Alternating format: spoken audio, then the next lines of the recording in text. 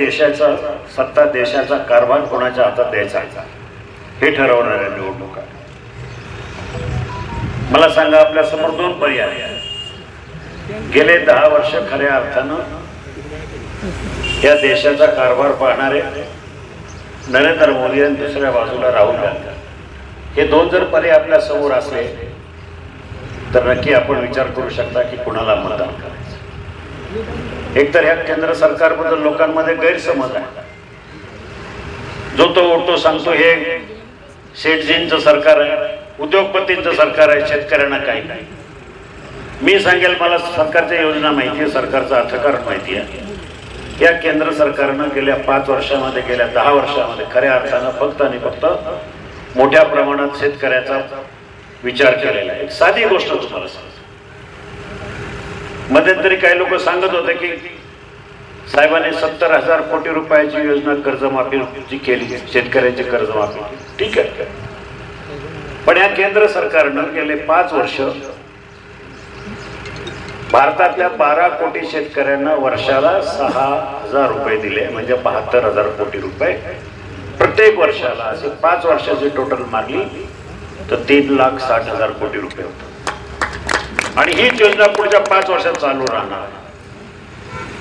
तुम्ही एकदा कर्जमाफी केली 70,000 कोटीची, आम्ही प्रत्येक वर्षी 72,000 कोटी शेतकऱ्यांना डायरेक्टली त्यांच्या खात्यात जातात.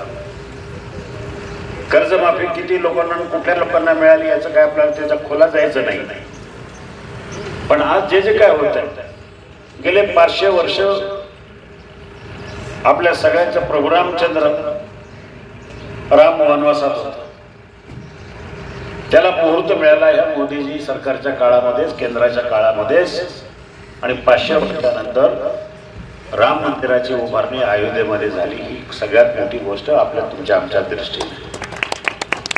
असे अनेक क्रांतिकारी निर्णय हे सरकारने घेतले. विकासाच्या बाबतीत जर बघायला गेलं तर सगळ्यात मोठे कालच मोदींनी पुण्यामध्ये जाहीर केले की 1,00,000 कोटी रुपये तरुणांना स्टार्टअपचा व्यवसाय करण्यासाठी, युवक वर्गांना धंदा करण्यासाठी 1,00,000 कोटी रुपयाची तरतूद करून ठेवलेली आहे. सहाय्य देण्यासाठी ही सरकारनं मोठी योजना आणली आहे. दुसऱ्या बाजूला मला एक आपल्याला सांगायचं आहे, शेतकऱ्यांच्या योजना आहेत, महिलांसाठी योजना आहेत, स्वच्छ भारतच्या योजना आहेत, आपल्या रामाच्या मंदिराची उभारणी, सगळं जर करत असताना कुठेतरी आपल्या मतदारसंघाचा, आपल्या याचा जर विचार केला तर 1-2 गोष्ट मला प्रामुख्याने सांगायची. मी का उभं राहिलो, मला का मतं पाहिजे, मला का खासदार व्हायचं आहे, मला दिल्लीला मिरवायला जायचं नाही आहे. मी गेले 15 वर्ष ज्या कामासाठी मी भांडतोय, पुणे नाशिक रेल्वे गेले 13 वर्ष, म्हणजे माझ्या कारकिर्दीतले 13 वर्ष, 15 वर्षापैकी 13 वर्ष फक्त आणि फक्त रेल्वेसाठी संघर्ष केला, सरकारबरोबर, केंद्राबरोबर, रेल्वे मंत्र्यांबरोबर.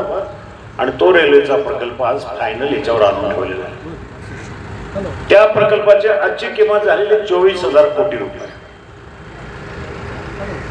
दुसरे हायवेचे प्रश्न आहेत, ट्रॅफिकचे प्रश्न आहेत.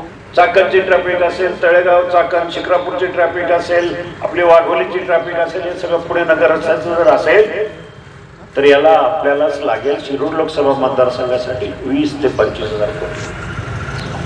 जर तुम्हाला 50,000 कोटी रुपये जर लागत असतील शिरूर लोकसभेला काम करण्यासाठी, आणि गेल्या 5 वर्षात एकही रुपये आलेला नाही बरं का केंद्राकडनं, एकही रुपये आला नाही, तर हे 50,000 कोटी रुपये जर पाहिजे असतील तर आपल्याला खऱ्या अर्थानं सरकारच्या बाजूने नरेंद्र मोदीजींच्या पाठीमागं उभं राहणारा खासदार आपण जर दिला तर ते पैसे, त्याचा निधी मिळण्यासाठी आपल्याला मदत होईल. एका बाजूला केंद्रात ते सरकार, राज्यामध्ये आपल्या अजितदादा, आपल्या वळसे पाटलांवर हा प्रश्न आपल्याला घ्यायचा आहे. वळसे पाटलांचं लक्ष तिकडं आहे. देवेंद्रजी फडणवीसवर काल सुद्धा मी स्टेजवर बोललो होतो, त्यावेळेला अजितदादा, मी आणि देवेंद्रजी, त्यांनी मला विचारलं का तुमच्याकडे काय महत्वाचे प्रश्न. त्यांना म्हटलं आमची रेल्वे आहे, हायवेचे प्रश्न आहे आणि 12 गावाच्या पाण्याचा प्रश्न आहे. तुम्ही देवेंद्र फडणवीसनं त्यांना विचारलं, ते पण सांगतील आपल्याकडे. मी त्यांना घेऊन येणार आपल्या शिरूर तालुक्यामध्ये, कुठं एक सभा ते मला देत आहेत, कारण त्या पाण्याच्या खात्याचे मंत्री तेच आहे. म्हणजे खाली आपलं सरकार आहे, भविष्यात येणारं सरकार सुद्धा आपलंच असणार आहे. वळसे पाटील आपल्याला या ठिकाणी भरभक्कम या मतदारसंघामध्ये त्यांनी कामं केली. दुर्दैवानं त्यांना छोटासा अपघात झाला, भेटायला घरी गेलो म्हणून थोडा उशीर झाला, नाही तर लवकर आलो असतो या ठिकाणी. त्यांनी शब्द दिला की हा मतदारसंघामधून राष्ट्रवादी काँग्रेस पक्षाचाच खासदार निवडून आणायचा आहे. आदित्यदादांनी हा मतदारसंघ प्रतिष्ठेचा केला, तुम्हाला माहिती आहे. या दोघांचाही शब्द जर पाळायचा असेल तर आपल्या सगळ्यांना राष्ट्रवादी काँग्रेस पक्षाच्या घड्याळाच्या बाजूला चिन्ह दाखवून मला विजयी करा, एवढीच या ठिकाणी विनंती करून टाकतो. 1, 2, 3 हजार असे बरेचसे आहेत. 32 उमेदवार आहेत, पहिला उमेदवार मी आहे, एवढंच लक्षात ठेवा. धन्यवाद.